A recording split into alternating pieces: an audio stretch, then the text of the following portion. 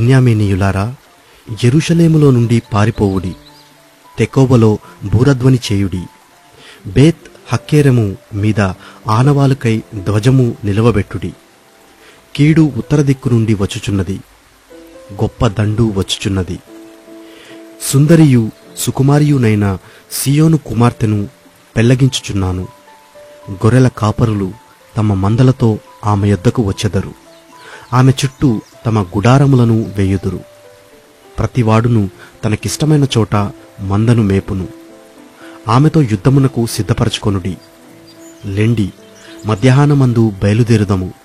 అయ్యో, మనకు శ్రమ, ప్రొద్దు గ్రుంకుచున్నది, సాయంకాలపు ఛాయలు పొడగవుచున్నవి.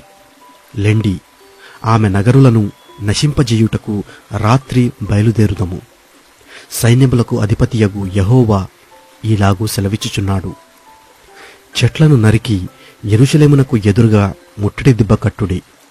ఈ పట్టణము కేవలము అన్యాయమును అనుసరించి నడుచున్నది గనుక పైకి ఉబక చేయునట్లు అది తన చెడుతనమును పైకి ఉబక చేయుచున్నది. బలాత్కారమును దోపుడును దానిలో జరుగుట వినబడుచున్నది. గాయములను దెబ్బలను నిత్యము నాకు కనబడుచున్నవి. యెరూషలేమా, నేను నీ యొద్ద నుండి తొలగింపబడకుండునట్లును, నేను నిన్ను పాడైన నిర్మానుష్య ప్రదేశముగా చేయకుండునట్లును శిక్షకు లోబడుము. సైన్యములకు అధిపతియగు యెహోవా ఇలాగూ సెలవిచ్చుచున్నాడు. ద్రాక్ష చెట్టు ఫలమును ఏరుకొనున్నట్లు మనుష్యులు ఏమీయూ మిగలకుండా ఇశ్రాయేలు శేషమును ఏరుదురు. ద్రాక్ష పండ్లను ఏరువాడు చిన్న తీగలను ఏరుటకై తన చెయ్యి మరలా వేయునట్లు నీ చెయ్యి వేయుము. విందురని నేనెవరితో మాటలాడెదను, ఎవరికి సాక్ష్యమిచ్చెదను? వారు వినుటకు తమ మనస్సు సిద్ధపరచుకొనరు కనుక వినలేకపోయిరి. ఇదిగో, వారి యెహోవా వాక్యమందు సంతోషము లేనివారై దాని తృణీకరింతురు. కావున నేను యెహోవా క్రోధముతో నిండియున్నాను. దానిని అణచుకొని నేను విసిగియున్నాను. ఒకడు తప్పకుండా వీధిలోనున్న పసిపిల్లల మీదను యవనుల గుంపు మీదను దాన్ని కుమ్మరింపవలసి వచ్చెను. భార్యాభర్తలును వయస్సు మీరిన వారును వృద్ధులను పట్టుకొనబడెదరు. ఏమియూ మిగులకుండా వారి ఇండ్లును వారి పొలములను వారి భార్యలను ఇతరులకు అప్పగింపబడుదురు. ఈ దేశ నివాసుల మీద నేను నా చెయ్యి చాపుచున్నాను. ఇదే యెహోవా వాక్కు. అల్పులేమి ఘనులేమి వారందరూ మోసము చేసి దోచుకొనువారు. ప్రవక్తలేమి యాజకులేమి అందరూ వంచకులు. సమాధానము లేని సమయమున సమాధానమని చెప్పుచు నా ప్రజలకున్న గాయమును పైపైన మాత్రమే బాగుచేయుదురు. వారు తాము హేయక్రియలు చేయుచున్నందున సిగ్గుపడవలసి వచ్చెను గాని వారు ఏమాత్రమును సిగ్గుపడరు. అవమానము నొందితిమని వారికి తోచనే లేదు కనుక పడిపోవు వారితో వారు పడిపోవుదురు. నేను వారిని విమర్శించు కాలమున వారు తొట్టిల్లుదరని యెహోవా సెలవిచ్చుచున్నాడు. యెహోవా ఇలాగూ సెలవిచ్చుచున్నాడు.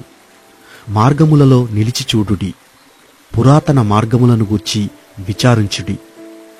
మేలు కలుగు మార్గమేది అని అడిగి అందులో నడుచుకొనుడి. అప్పుడు మీకు నెమ్మది కలుగును.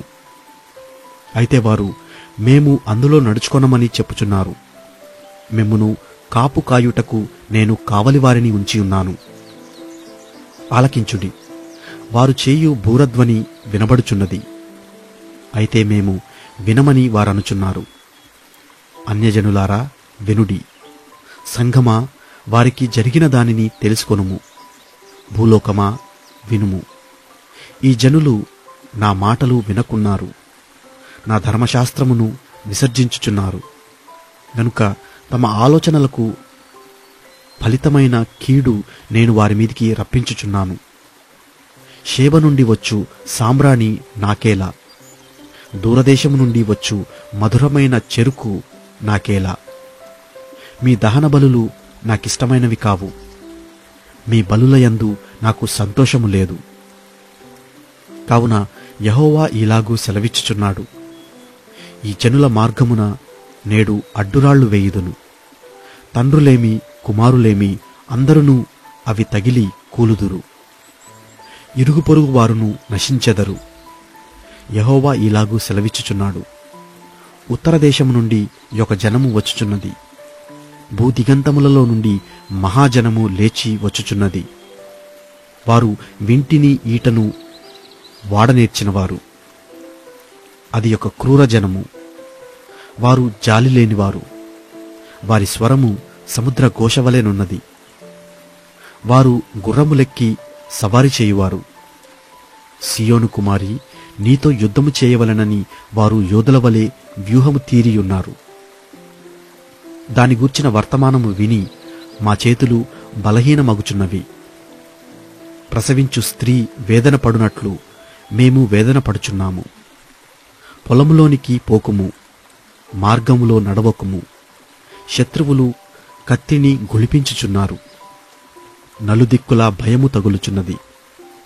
నా జనమా, పాడుచేయువాడు హఠాత్తుగా మా మీదికి వచ్చుచున్నాడు.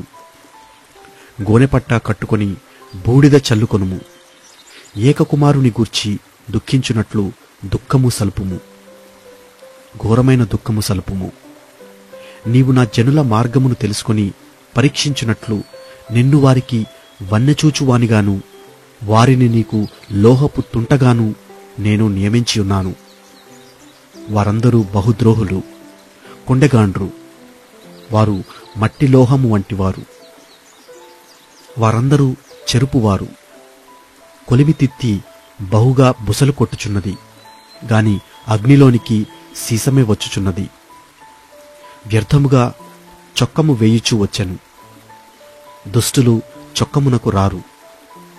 యెహోవా వారిని త్రోసివేసెను గనుక త్రోసివేయవలసిన వెండి అని వారికి పేరు పెట్టబడును.